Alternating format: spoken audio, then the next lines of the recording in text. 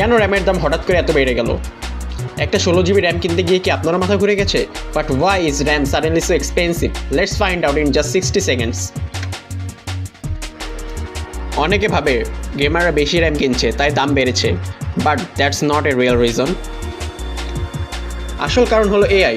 Open AI, Google, Microsoft, Meta, Amazon সবাই massive AI data center বানাচ্ছে, আর এই ডেটা সেন্টারে লাগে হাজার হাজার RAM chip. Samsung, SK Hynix আর মাইক্রনের মতো কোম্পানিগুলো এখন এর জন্য মেমোরি বেশি বানাচ্ছে আর পিসির জন্য র্যাম কম বানাচ্ছে। রেজাল্ট সাডেনলি কম, ডিমান্ড বেশি। আর ইকোনমিক্সের এই একটাই rule, price goes up.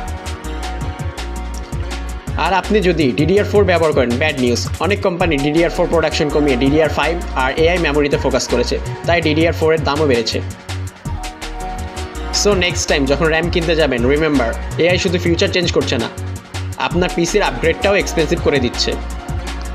Like, share and subscribe for more tech info.